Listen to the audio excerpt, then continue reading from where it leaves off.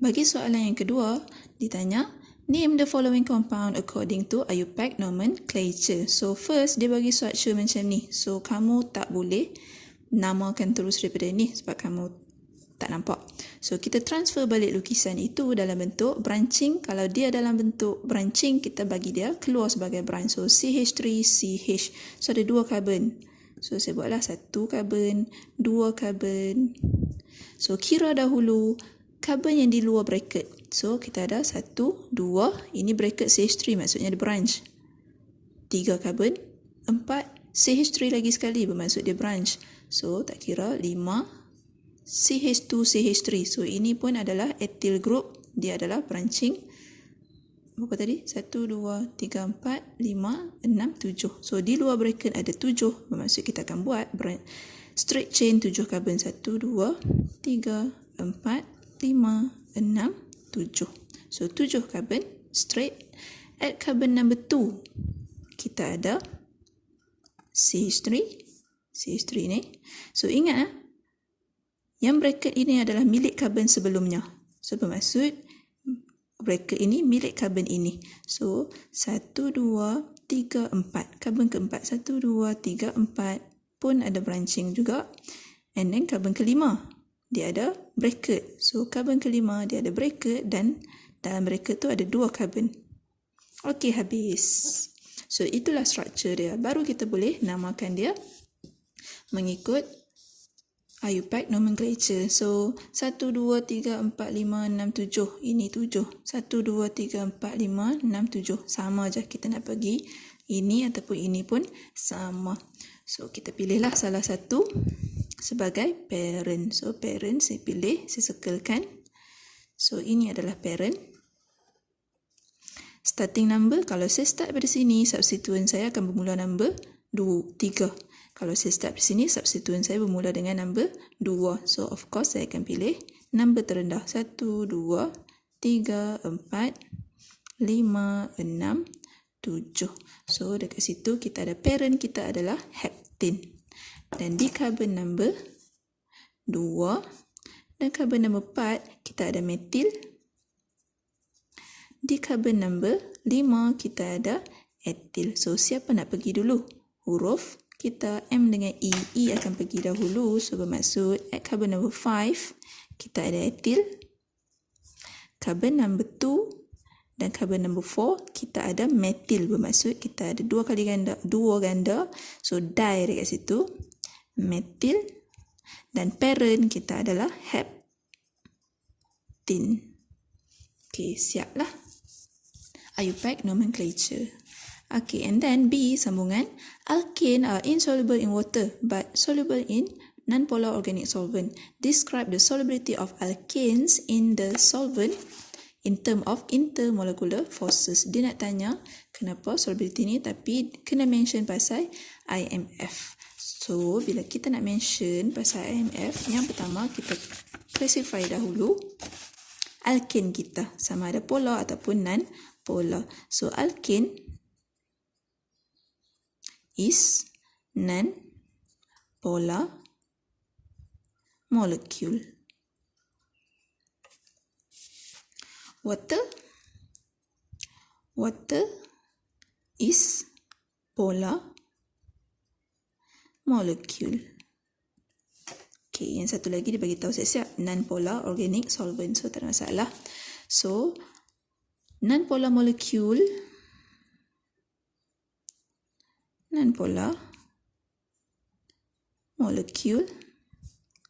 can form when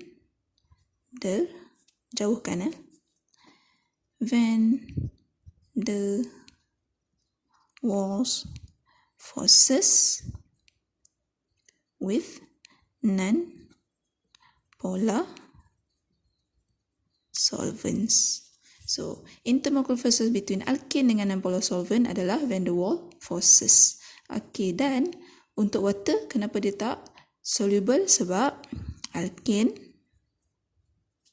cannot form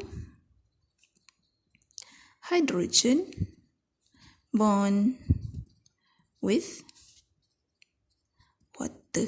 So water dia adalah polar. So kalau nak form dengan water, hydrogen bond lah. So dia tak boleh form sebab alkane bukan polar. Okay, so itu saja explanation dia.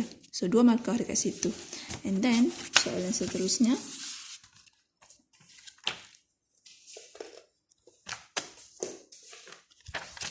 C. Reaction of ethane with liquid bromine in presence of sunlight produce haloalkane. So, soalan minta write the reaction mechanism. So, soalan pertama adalah state the function of sunlight. So, sunlight provide energy for homolytic cleavage. Dan yang kedua barulah write the reaction mechanism. Okay, so reaction mechanism. Yang pertama ni, soalan pertama hilang. So, write the reaction mechanism. Sebelum write the reaction mechanism, kita write dulu equation dia. Antara ethane, CH3,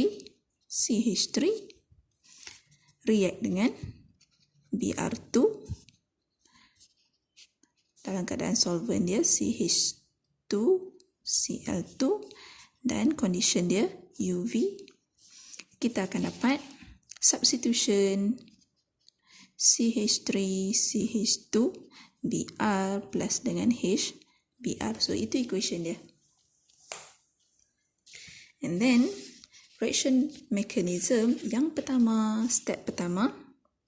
Kalau kamu nak letak nama pun boleh. Step pertama adalah initiation. So, kita nak start dahulu. So, initiation hanya Br sahaja yang akan react. So, Br, make sure letak bond. Dan reaction itu mesti berlaku dalam keadaan catalyzed by UV. Kalau tak ada UV, reaction ini salah. Okey, bond ini akan terbelah dalam keadaan homolytic cleavage. So, daripada tengah bond, kamu tarik separuh arrow, half-headed arrow ke Br. Dan daripada tengah juga, kamu tarik separuh arrow lagi ke Br lagi satu. So, mesti half-headed. Dan produk yang kamu akan dapat, kita akan dapat free radical Br dot. Okay, so bond ini ada 2 elektron. Satu elektron dapat dekat Br ini, satu elektron lagi dapat dekat Br ini. So, itulah elektron dot. Okay, itu adalah initiation. And then kita masuk step kedua, propagation. Bagi propagation, Br dot daripada step 1 kita akan bawa ke step 2. Br dot kita bawa dan kita akan react dengan ethane kita.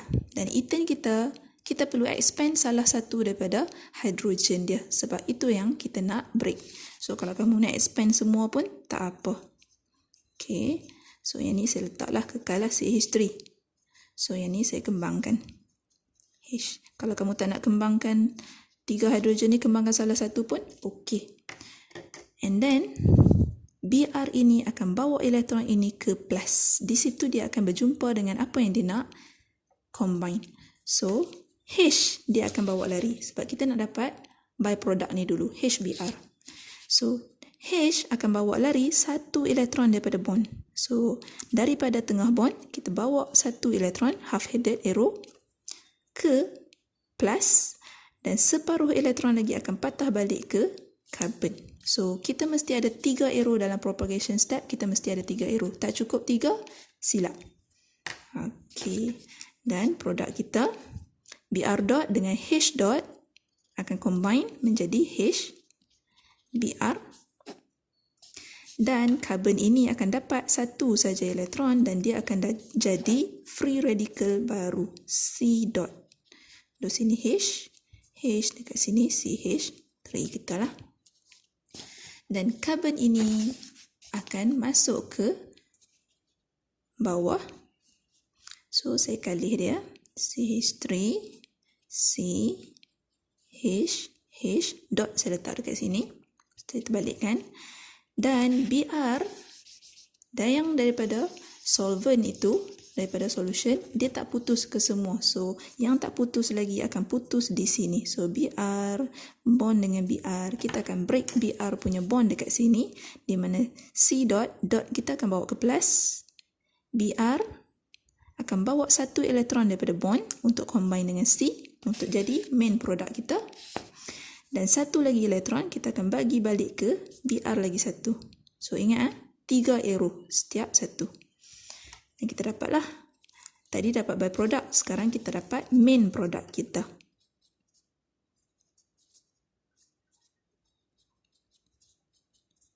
Bond dengan Br. So, dia bertemu dekat tengah. Br ni dengan C, dapatlah bond. So, 2 elektron combine. Dan satu lagi Br, kita akan dapat dot. Dan Br ini akan ulang proses yang sama. Sampai itulah step propagation. Dan step ketiga, iaitu termination. Termination ini bermaksud kita dah ending dah. So, bermaksud yang tinggal hanyalah yang ni dengan yang ni sahaja. Semua yang tinggal hanyalah free radical. So, free radical combine sama sendiri.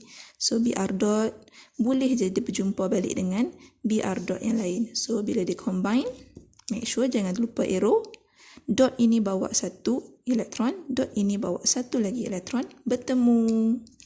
Dia akan menjadi Br2 semula. Okay.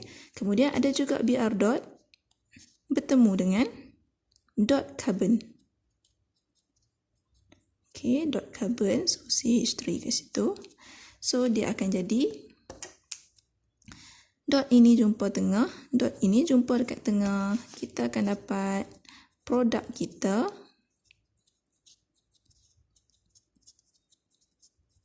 Dan yang terakhir, boleh jadi carbon dot. Carbon dot, jangan lupa hidrogen ya. Jumpa balik dengan carbon dot, jangan lupa hidrogen dia. So, make sure carbon kamu lengkap dengan hidrogen. Kalau kamu tak lengkapkan, silap. Okey, dan jangan lupa arrow. Ini selalunya kamu akan lupa dekat step termination. So, yang kamu akan dapat, di mana dia bertemu, di situlah kita akan form bond. So, kita akan dapat 4 carbon lah di sini. CH3, so di sini H. So, kita akan dapat produk last sekali. So, itu adalah soalan yang kedua.